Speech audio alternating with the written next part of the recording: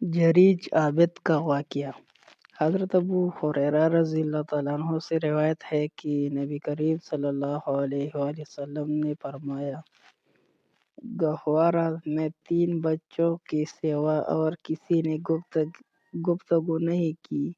ان میں سے ایک عیسیٰ علیہ السلام اور دوسرے کا نام جریج ہے۔ وہ بڑا عبادت گزار آدمی تھا۔ اس نے ایک عبادت خانہ بنایا ہوا تھا اور اسی میں رہتے تھے۔ ایک دن وہ نماز پڑھ رہے تھے کہ ان کی والد آئے اور اس کو پکارا، اے جریج!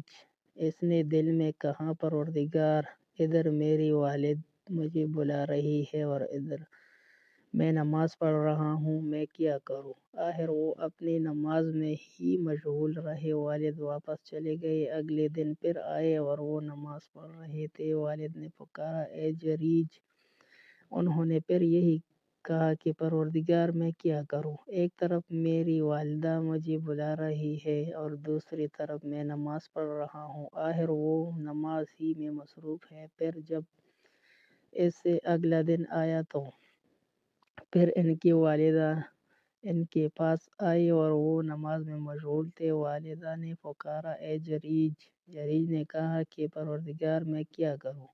ادھر میری والدہ مجھے بلا رہی ہے اور ادھر میں نماز پڑھ رہا ہوں۔ چنانچہ وہ اس بار بھی نماز میں ہی مشغول رہے اور نماز نہیں توڑی۔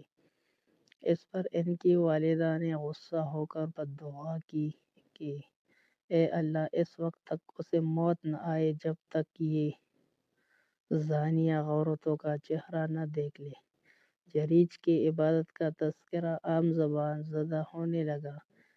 ایک زانیہ عورت تھی جس کے حسن کی مثال دی جاتی تھی۔ اس نے ایک دن بنی اسرائیل سے کہا کہ اگر تم چاہو تو میں تمہارے خاطر اس جریج کو فتنے میں ڈالوں۔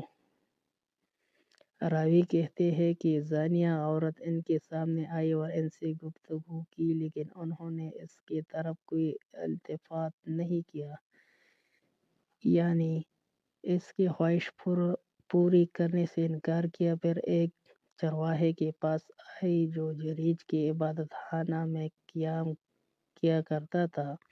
اس عورت نے اس کو اپنے اوپر قابو دے دیا۔ چرواہے نے اس سے زنا کیا۔ اس سے ایک بچہ پیدا ہوا۔ عورت نے تہمت لگائی کہ یہ بچہ جریج کا ہے۔ ان کی قوم کے لوگ آئے اور جریج کو نیچے اتارا اور ان کا عبادت خانہ توڑ دیا اور ان کو مارنے لگے۔ جریج نے پوچھا کہ کیا ماجرا ہے؟ لوگوں نے کہا کہ تم نے فلاں زانیہ عورت سے بدکاری کی ہے جس سے یہ بچہ پیدا ہوا ہے۔ جریج نے پوچھا کہ بچہ کہاں ہے؟ چنانچہ وہ اس بچہ کو لے کر آئے۔ جریج نے کہا کہ مجھے نماز پڑھنے دو۔ جریج نے نماز پڑھی۔ نماز سے فارغ ہونے کے بعد بچے کے پاس آئے اور اس سے پوچھا کہ اے بچہ، تمہارا باپ کون ہے؟ بچہ بول پڑا کہ فلاں چرواہا میرا باپ ہے۔ اس پر ان کی قوم شرمندہ ہوئی اور کہنے لگی کہ ہم آپ کو عبادت خانہ سونے کا بنائیں گے۔ لوگ ان کو چومنے لگے اور تبر کا ہاتھ پھیرنے لگے۔ جریج نے کہا کہ نہیں، مٹی ہی کا بنے گا۔ چنانچہ لوگوں نے ایسا ہی کیا۔ ایک اور واقعہ اس طرح کا ہے کہ ایک بنی اسرائیل کی عورت تھی، اپنے بچے کو دودھ پلا رہی تھی۔ قریب سے ایک سوار نہایت وجیح اور خوش پوش گزرا۔ اس عورت نے دعا کی کہ اے اللہ، میرے بیٹے کو بھی اسی جیسا بنا دے۔ بچے نے ماں کی چھاتی کو چھوڑا اور ماں کی طرف متوجہ ہو کر بول پڑا کہ اے اللہ، مجھے اس جیسا نہ بنانا۔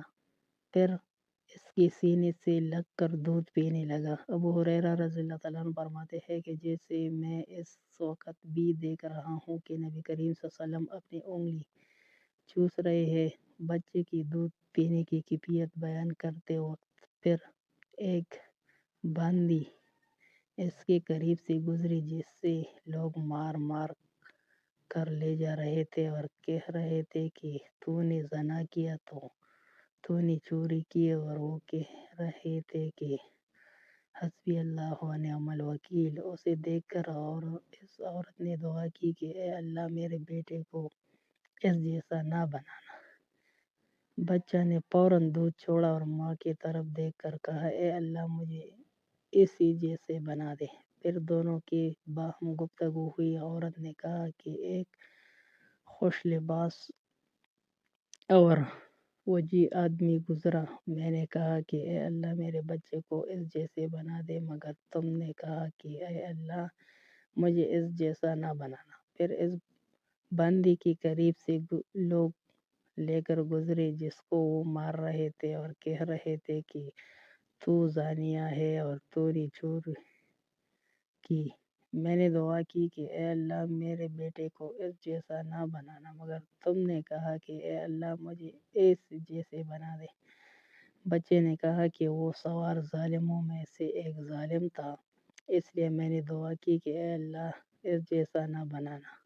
اور اس بندی سے جو لوگ کہہ رہے تھے کہ تم نے چوری کی ہے اور زنا کیا ہے، حالانکہ اس نے زنا بھی نہیں کیا تھا اور نہ چوری کی تھی، اس لیے میں نے دعا کی کہ اے اللہ مجھے اسی جیسا بنا دے۔